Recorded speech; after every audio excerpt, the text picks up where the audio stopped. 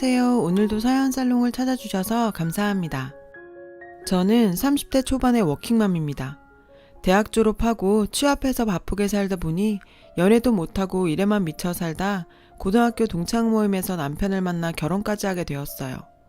어릴 때부터 좋아했었다고 남편이 먼저 고백했거든요. 처음엔 그저 호감만 가지고 있었는데 남편이 적극적으로 다가오니까 저도 모르게 조금씩 마음이 열렸어요. 남편의 성격은 남자답진 않지만 섬세하고 차분한 면이 장점이고 볼수록 저하고 잘 맞는다는 생각이 들었어요. 그리고 세상 참 좁다 싶게 제 절친이랑 같은 동네에 살고 있었더라고요. 저랑 사귀게 된 걸 알고 친구가 하는 말이 걔 정말 좋은 사람이야.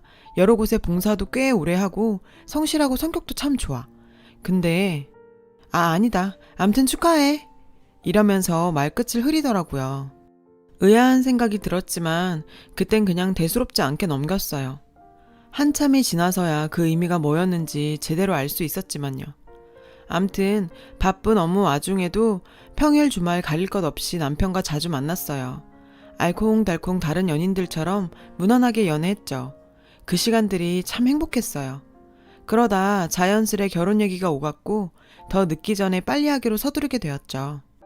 연애 기간도 1년이 채 안 된 데다 결혼하고 바로 딸 시은이가 생겨서 출산하기까지 시간이 정신없이 바삐 흘렀어요. 막상 출산까지 하고 정신을 차리고 보니 산후조리와 육아가 당장 큰 문제였어요. 정말 산후조리 기간만 마치고 바로 직장에 나가봐야 했거든요. 안 그러면 퇴직해야 할 상황이라 제대로 된 산후조리는 꿈도 못 꿨어요. 친정 부모님은 두 분 다 돌아가셔서 친정 쪽에서 도움을 받을 수도 없었고 도울 분을 구하는 것도 쉬운 일은 아니었어요. 모르는 사람을 집에 들이는 게 영 불안했거든요. 제대로 알아볼 시간도 부족했고요. 그맘때 동네 가까이 있는 조리원에서 문제가 발생해서 조리원이라는 곳도 영 불안한 상태였어요. 썩 내키지 않더라고요. 남편은 꼭 회사를 나가야 하니 남편 도움도 받을 수가 없었죠. 어떻게 해야 할지 정말 막막하더라고요. 어느 날 남편이 조심스럽게 자기 어머니가 오시면 어떻겠냐고 하더라고요. 전 처음엔 말도 안 되는 소리라고 펄쩍 뛰었죠. 차라리 조리원이나 사람을 들이는 게 낫지 그게 무슨 소리냐면서요. 괜히 고부 갈등만 만들 게 불보듯 뻔해 보이더라고요.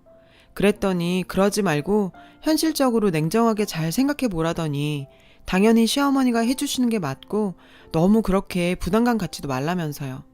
우리 시은이 남 손에 맡기는 것도 불안하지 않냐며. 적당한 사람 구할 시간도 없는데 이 기회에 자기 엄마랑 친해져 보래요. 가족이 된 거고 앞으로 평생 볼 건데 뭐 어떠냐고요. 자기 엄마 괜찮은 사람이라면서 입이 마르게 칭찬도 했고요. 시어머니와는 몇 번 잠깐 본 게 다여서 아직도 어색하고 영 불편하게 느껴졌어요. 아무리 잘해주셔도 그렇지 시어머니인데 솔직히 맨 처음 뵀을 때부터 정이 안 가서 더 그랬죠. 특별히 트러블이 있었다거나 사이가 안 좋은 건 아닌데 그냥 본능적으로 내키지 않았어요. 그러다 남편을 통해 들었는지 어쩐 건지 시어머니가 전화를 하셨어요. 아가, 미안해하거나 불편하게 생각할 것 하나 없다. 난 맨날 할 일 없이 노는 사람이고 몸도 건강한데 당연히 내가 도와야지 라며 설득하셨어요. 그래서 어쩔 수 없이 어머니가 오시게 됐죠. 서로 매사에 배려하고 조심했어요. 말 한마디 행동 하나에도 서로 신경 쓰면서요. 얼마간은 괜한 걱정을 한 것 같다고 생각을 했을 정도였으니까요. 그런데 사람 본성과 습관이 어디 가나요? 하루아침에 바뀔 수 있는 게 아니잖아요. 저희 집에 오셔서 한 달 정도 되었을 때 남편이랑 저 다 있는데 이런 말씀을 하시더라고요. 내가 어디서 들으니까 다른 집들은 따박따박 월 200씩은 그냥 용돈으로 준다더라. 근데 나는 아예 여기 들어와 살면서 애까지 보고 살림도 봐주니 그거 갖곤 택도 없지. 안 그러니? 너희들은 어떻게 생각해? 그냥 아무렇지 않게 쓱 지나가는 말로 갑자기 던진 말에 남편과 저는 당황스럽더라고요. 뭐야? 그러니까 지금 우리 보고 한 달에 200 넘게 자기한테도 달라는 건가? 남편과 제가 아무 말이 없으니 고개를 돌려 눈치를 한번 쓱 보더니 뭘 그렇게 심각한 표정들이야. 그냥 농담 한번 해본 거야, 농담. 하면서 넘어가려고 하더라고요. 정말 여우 같다고 느꼈어요. 그게 이것들이 어떻게 나오나 한번 보자 하는 게 아닌 뭐겠어요. 그러더니 아유, 난 그렇게까진 필요 없고 그냥 100 정도만 줘도 된다. 이러더니 피곤하다면서 방으로 들어갔어요. 남편이랑 저는 방에 들어와서 얘기를 시작했어요. 자기는 방금 어머님 말씀 어떻게 생각해? 그러니까 지금 돈을 달라시는 거잖아. 오셔서 힘들게 고생하시니까 감사의 뜻으로 드릴 생각은 나도 당연히 갖고 있었어. 그렇지만 저렇게 대놓고 한 달에 얼마를 달라 마라 하시는 건 좀 아니지 않아? 그러자 남편도 나도 그건 좀 아닌 것 같아.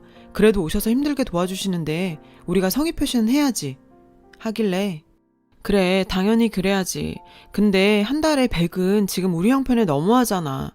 앞으로 시은이 키우려면 돈 들어갈 데가 한두 군데가 아닌데 갑자기 뜬금없이 저러시는 건 아니지. 처음부터 내가 억지로 부탁드린 것도 아니고 본인이 원해서 오시겠다고 적극적으로 나오신 데다 애초에 돈 얘긴 전혀 없었잖아. 돈 그렇게 드릴 거였으면 전문적인 도우미분을 드리는 게 훨 나았겠지. 안 그래? 자기야, 괜히 열내지 말고 내가 엄마랑 나중에 잘 얘기해 볼 테니까 이만하고 쉬어. 뭘 어떻게 잘 얘기해 볼 건데. 걱정하지 말고 빨리 자. 라면서 자꾸 확답을 피했어요. 시어머니나 남편한테 이 얘기를 계속 꺼내기도 그렇고 괜히 저만 악덕며느리 되는 것 같아 짜증나더라고요. 조금 지나니까 그냥 될 대로 되라 하며 더는 신경 쓰고 싶지 않았어요. 아마 남편이 100만 원씩 분명히 드렸을 거예요. 돈 문제뿐만 아니라 서서히 다른 데서도 문제들이 하나둘 생겨나기 시작했어요. 시어머니가 육아랑 집안 살림을 두루두루 봐주시기로 한 게 맞지만 저나 남편도 할 일은 했어요. 시어머님께만 다 맡기지 않았고 그럴 수도 없었어요. 아시잖아요. 물론 연세에 비해 힘드셨을 수도 있어요. 그렇지만 저희가 뭐든 무리하게 시킨 적 없었고 일하시는 시간보다 쉬시는 시간이 훨씬 더 많으셨어요. 어느 순간 저희 아파트 경로당에 다니시더니 친구분들을 만드셔서 상의 한마디 없이 집에 들이시기도 하고 아기가 먹는 용품들은 소독이 중요한데 여러 번 강조해서 말씀드려도 별로 중요하게 여기질 않으셨어요. 아무리 옛날 분이셔도 그렇지 위생관념이 완전 제로인데다 제일 문제 중 하나인 건 흡연도 하셨거든요. 저희 집 화장실이랑 베란다, 아파트 계단 등에서 피우다가 이웃하고 시비가 붙기도 했어요. 저도 짜증나고 창피하고 당장이라도 다시 집으로 가시라고 하고 싶더라고요. 또 살림살이는 물론이고 뭐든지 사사건건 어찌나 꼰대 마인드로 간섭을 하고 돌아다니는지 노이로제 걸 것 같았어요. 화장품이나 샴푸, 치약 같은 것도 끝까지 아껴 쓰지 않는다고 잔소리를 늘어놓으면서 치약은 가위로 오려서 벌리고 혀로 핥은 것 마냥 끝까지 사용했고 케첩이나 마요네즈 같은 양념류도 가위로 잘라서 며칠 동안 방치해놓고 아껴 쓰시는 게 문제가 아니라 침 묻고 냄새도 나고요. 그리고 어떤 일이든 서로 정도라는 게 다르잖아요. 근데 제 속옷이나 양말 하나까지도 간섭을 해대는데 정말 숨이 막히더라고요. 왜 그런 걸 입냐? 얼마 주고 샀냐? 왜 이렇게 똑같은 게 많냐? 이게 다 낭비다. 넌 정신 좀 차리고 자기한테 한번 날 잡아 제대로 배워서 정신머리를 싹 뜯어 고쳐놔야 한다 등등 하나부터 10까지 내가 다 끼고 가르쳐야 아는 거냐. 도대체 그 머리를 어떻게 대학을 나오고 직장생활을 하냐. 정말이지 잔소리의 끝판왕이었죠. 도와주러 오셨다 하고선 오히려 암을 유발시키고 있더라고요. 애초에 이러려고 작정하고 아들 꼬셔서 들어온 것 같다는 생각까지 들었어요. 뿐만 아니었어요. 집안에서 운동한다고 쿵쿵거리며 돌아다녀서 아랫집에서 민원 들어오는 건 일상이었고 어찌나 많이 드시는지 시어머니 식비만 해도 만만치 않았어요. 저랑 아기를 먼저 챙기는 게 아니라 뭐든지 본인 위주로 행동하셨죠. 음식도 본인 식성에 맞는 맵고 짜고 튀긴 것들 위주로 해서 밥 먹는 것도 곤욕이었어요. 한 번도 제가 뭘 좋아하는지 뭘 먹고 싶어 하는지 묻지도 않았고요. 친정엄마도 아니고 이거 해주세요 저거 해주세요 얘기하기도 참 쉽지 않죠. 식사도 잘 못하고 잠도 잘 못 자고 이런 게 다 고스란히 아기한테도 안 좋은 영향을 끼치게 되겠더라고요. 갈수록 누가 봐도 이건 도우러 온 게 아니고 피해만 주는 행동이었어요. 오랜만에 남편과 같은 동네에 살던 그 절친과 통화를 하게 됐어요. 이런저런 얘기를 나누다가 시어머니 얘기를 하게 됐죠. 남편이랑 사귄다는 얘기했을 때부터 말할까 말까 고민했다면서 어릴 때부터 뵌 분이라 아는데 알고 보면 나쁜 분은 아닌 것 같은데 성격이 좀 유별나신 데가 있어.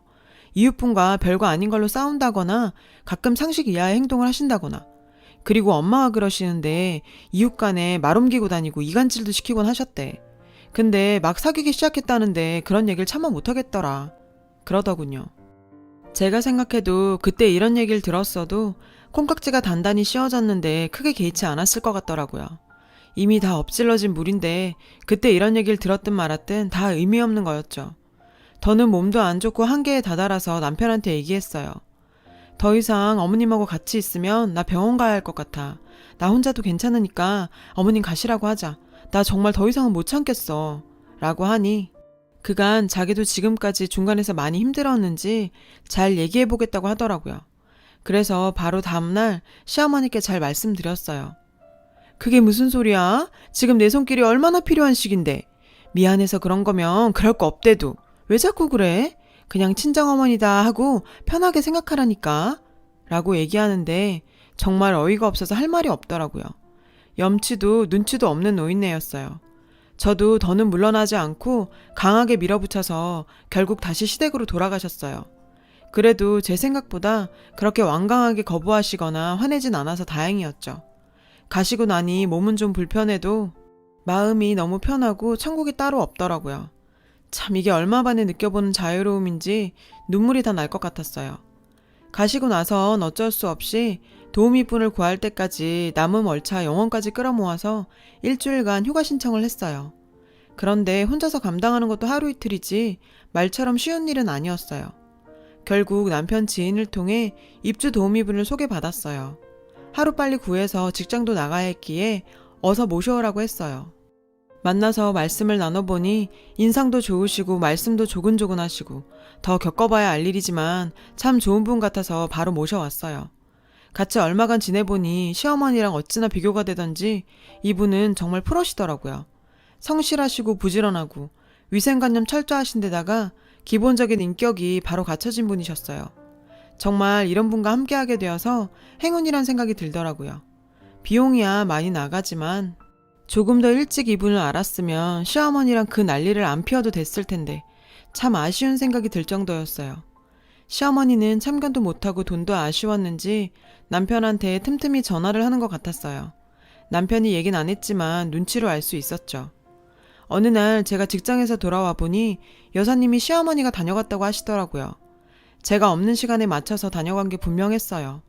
그냥 와서 집안을 둘러보고 여사님 개인에 대한 걸 꼬치꼬치 묻더니 그냥 가더래요. 여사님도 참 기분 나빴을 텐데 갑자기 들이닥쳐선 자기가 왜 그런 걸 묻고 가는지 정말 저희가 궁금해지더라고요. 그때뿐만이 아니었어요. 꼭 제가 없을 때만 다녀갔더라고요. 누가 봐도 일부러 노린 사람처럼요. 나 있을 때 오면 누가 뭐라고 하는지 정말 은근히 기분이 나빴어요.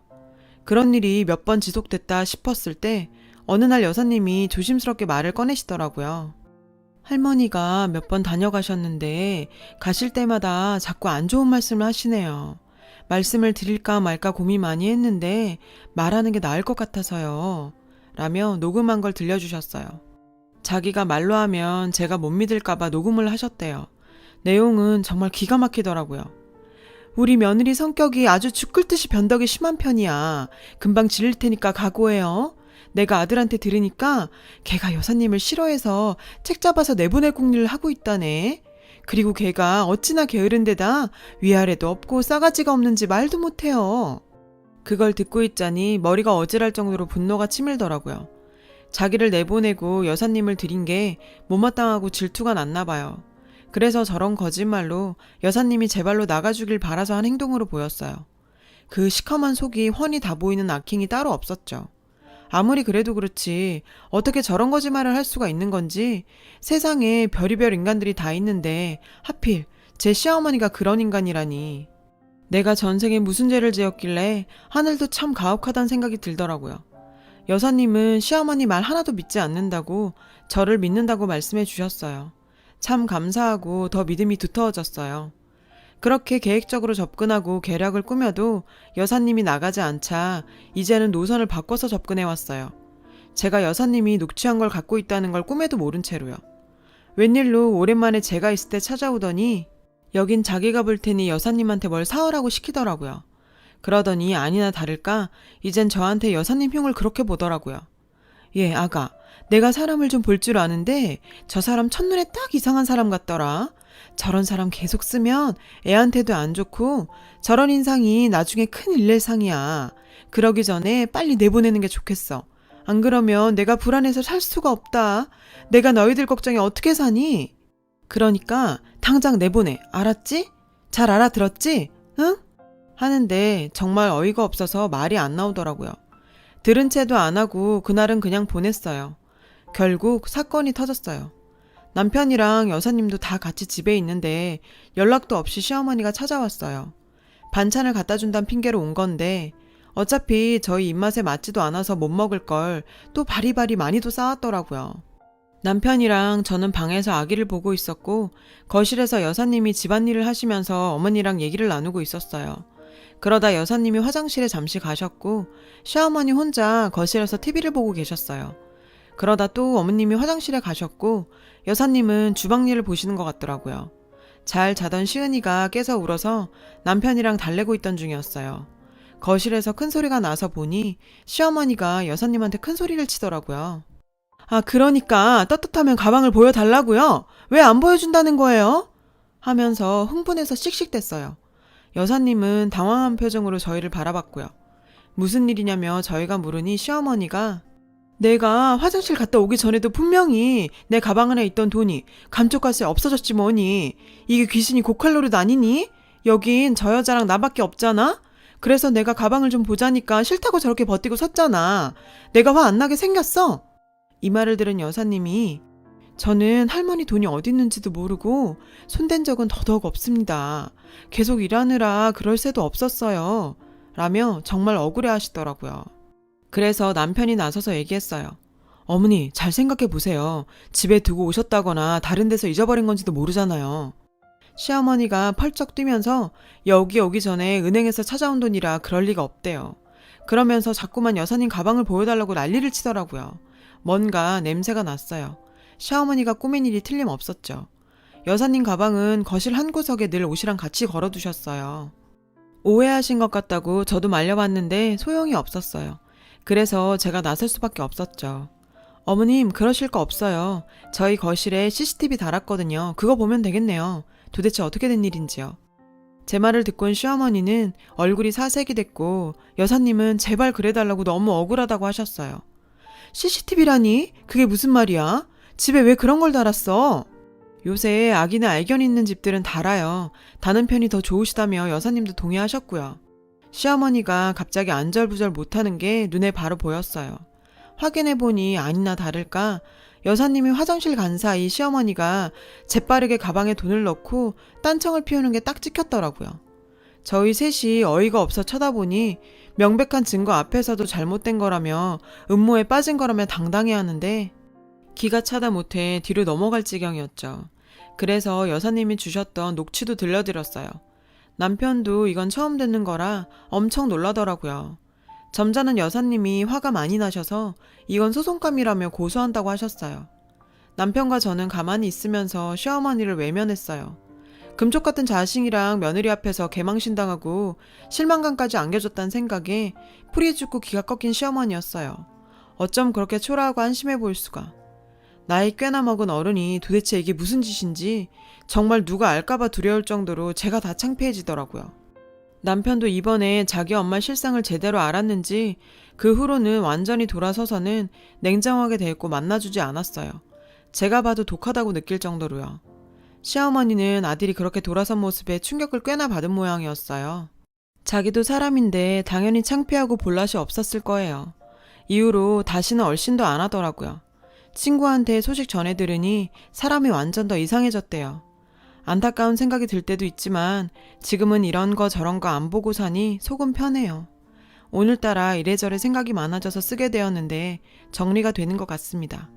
제 긴 이야기를 들어주셔서 감사해요. 편안한 하루 보내셨으면 좋겠습니다. 여러분, 사연 댓글에 응원과 현명한 조언 부탁드려요. 좋아요와 구독은 저에게 큰 힘이 됩니다. 오늘도 좋은 일 가득하세요.